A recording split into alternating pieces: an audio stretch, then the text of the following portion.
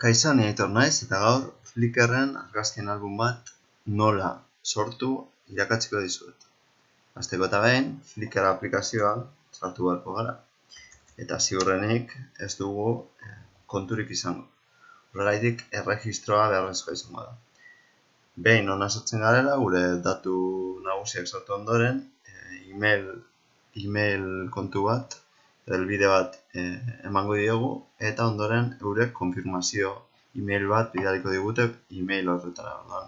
Hor gure Gmailean adibidez sartu eta hori konfirmatu ondoren, hau gertuko zaizu. Orduan, behin hau eginda, gaude barruan, eta beharrezkoa izango da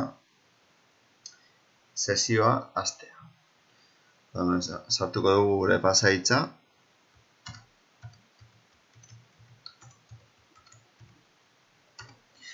Eta barrura sortuko gara. Ez dugu nahi gora asterik, eman botoiari. Orduan, kontua zer da, Flickr webgune bat da, eta behin horre sartzen garela, posible da bertara argazkiak igotzea.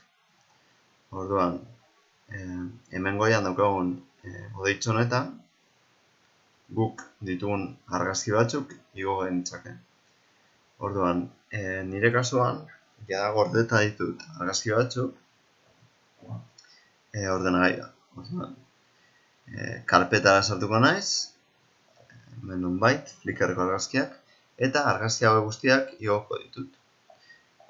Goazen ikusten guztiak aldi berean igo daitezke. Hori da, guztiak batera. Orduan, 2, 4, 6 argazki igo ditut, eta orain posible da etiketak jartzea, beste, suposatzen dut Flickr daukaten beste pertsonei nolabait argazki hauek agregatzea edo albumetara bideratzea. Orduan, aukeratuko ditugu batzuk, laurak, eta hasteko eta behin posible da editatzea pribatasunaren kontua begiratuz, ez? Orduan, badidez, guztiontzat izango da ikusgarria, ikusi ahalko dira publikoki, edo filtroak jartzea posible izango. Orduan, printzipioz, argazki hauek guztiak kargatuko ditut publiko bezala kasu honetan. Baina beste kasu batzuetan bagian ez da interesatzen publikoki kargatzen. Orduan, argazki hauek igoko ditut,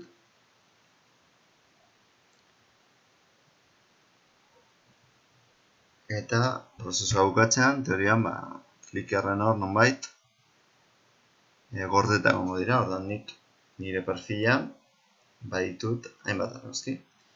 Eta posible da albumak sortzea, ze kasu honetan ez daukat albumik, baina iralkarrete honetan posible da albumak sortzea. Orduan, aukeratu ditzaket lehen laurak adibidez, eta album bat sortu. Orduan, behin hau eginda, aukeratu ditut, eta añadir un album honetan emango baiot, suposatzen dut, crear album honetan posible dela Zornotza albuma sortzea.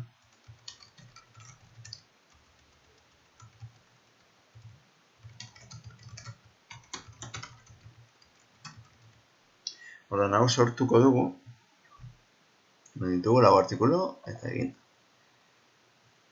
Eta, interesgarriena da, orain, argazki hauek hor nonbait daudela, eta, ez hori bakarrik, posible dela, album hau, beste nonbaiten txertatzea. Posible da ezabatzea, posible da jaistea, posible da liburu bat sortzea, hau elkarbanatzeko, eta posible da album hau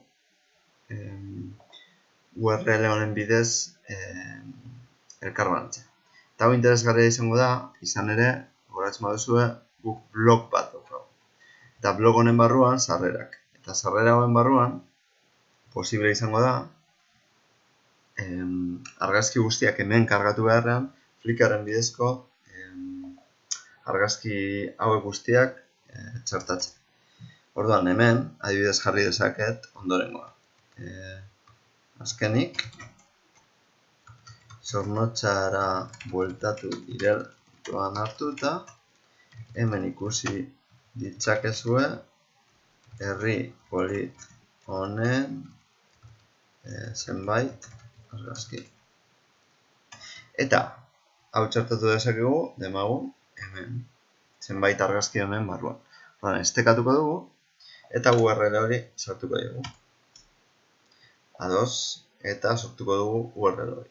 Eta orduan, hau eguneratzen badut, eta berez nire blogean sartzen banaiz, hemen, aukera honetan, teorian, posible izango da, zenbait argazki ikustea Flickr barruan. Eta hemen ikusten dugu nire albuma. Bueno, hau izan da guztia, eta ikusten duzen bezala, era erraz batean Flickrren bidez posible da argazki pilo bat igotzea internetera eta albumak sortzea gero blogean txertatzeko. Hori zen asmoa, eta espero dut argi eta garbi ikusi izana nola egin. Bale, besterik gabe, ondo ibili, ondo izan. Agur.